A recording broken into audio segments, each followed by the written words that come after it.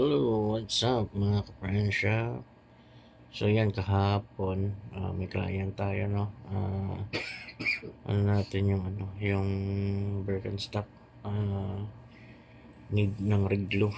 So yan, tapos yun na yung cleaning, matanggal yung mga glue niya. So kanina, natapos na natin.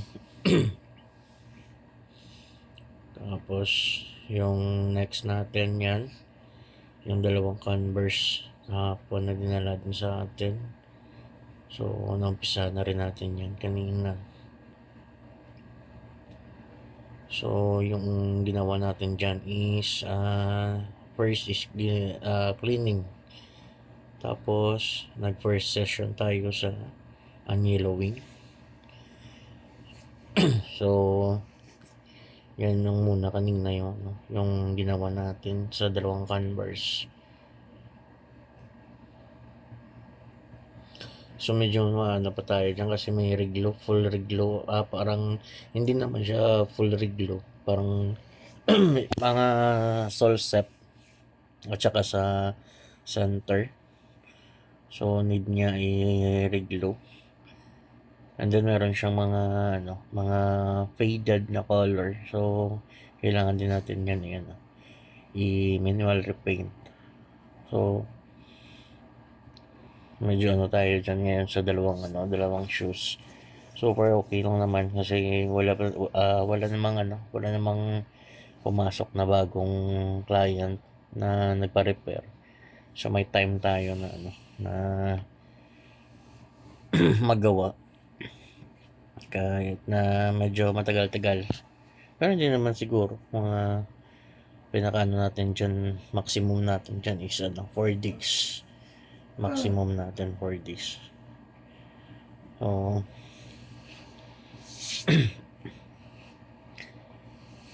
pagkita ko na sa inyo yung pag natin, yung natapos na natin i-cleaning at saka i-unyellowing. So sa unyellowing natin isa na lang, first session pa lang.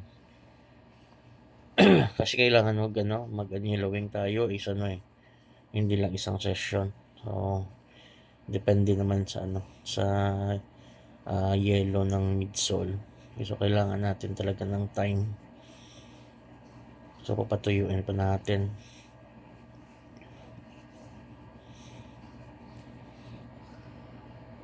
So yun ang papakita ko sa inyo mamaya kung ano yung ginawa natin.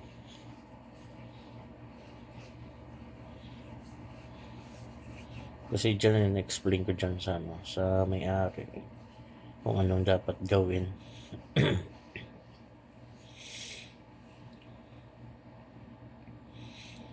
So yun yung natin, sideline natin.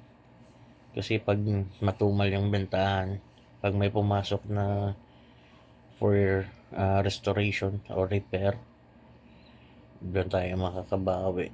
Kasi ngayon matumal talaga yung bentahan ngayon. Kahit sa mga kakilala ko, matumal din.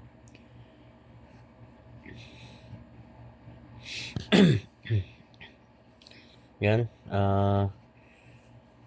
na-cleaning na natin. So nakakita nyo, pumuti na yung midsole nya, yung sa gilid, yan, pumuti na. So na rin yan, na-cleaning na rin yan. Medyo pinapatuyo lang natin. Tapos yung dalawang Birkenstock, tapos na yan. For pick up na lang yan. Yan, tingnan nyo, wala nang nalagyan na natin ng glue. So for pick up na rin yan. Baka bukas pick up na rin yan. So yan, kaya double check lang natin kasi first session pa lang naman yung unyellowing. Tingnan nyo, pero puting-puti na. Pero kailangan pa natin ng mga second session. Yan. Medyo may pa kasi, may mga tira-tira pa na yellowing sa midsole. Yan, medyo basa-basa pa siya. kailangan natin ano, ibilad o bukas. So, thank you so much sa mga client ko dyan and God bless.